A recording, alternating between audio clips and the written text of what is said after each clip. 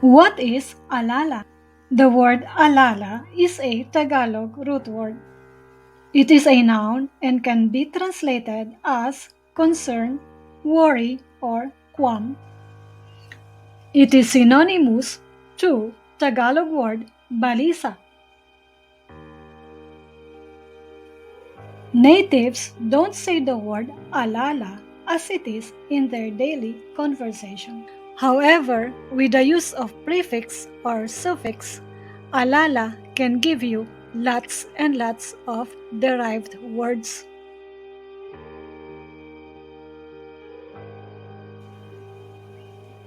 When a prefix pa is applied, paalala is a noun which means reminder. Paalala, bawal ang bisikleta. Paalala, bawal ang bisikleta. And when a suffix in is applied, alalahanin is a verb which means to recall.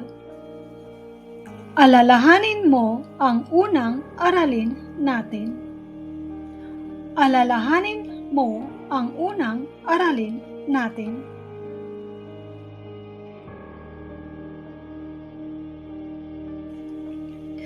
When a prefix is applied, umalala is a verb which means to remember.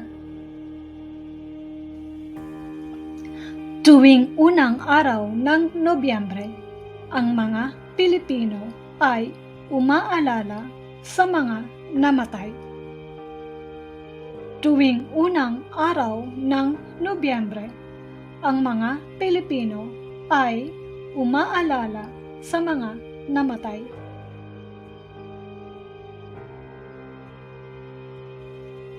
And then, when a prefix mag is applied, mag-alala is a verb which means to worry. Nag-aalala ako kung bakit hindi ka pa nakauwi. Nag-aalala ako kung bakit hindi ka pa nakauwi. Another prefix, you bet. When a prefix ma is applied, maalala is a verb but indicates intentional or unintentional aspect of to remember. Sana ay maalala mo ako kapag nangibang bayan ka na. Sana ay maalala mo ako kapag nangibang bayan ka na.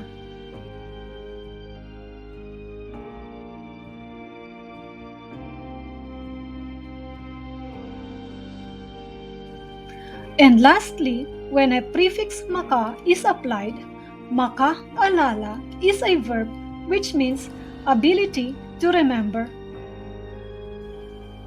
Balang araw ay makakaalala rin siya sa'yo.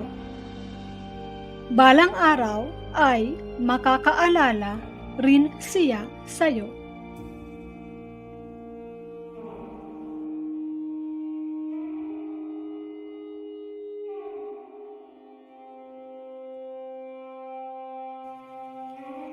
O ngayon, ikaw naman.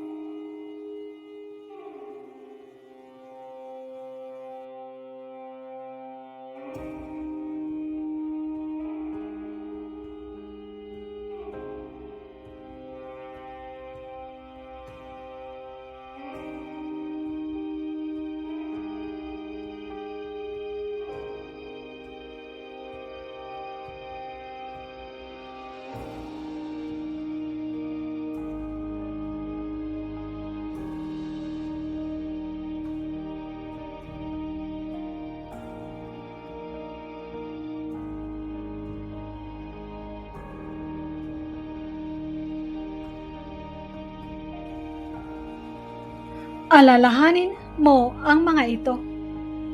Alala, paalala, alalahanin, umalala, mag-alala, maka-alala.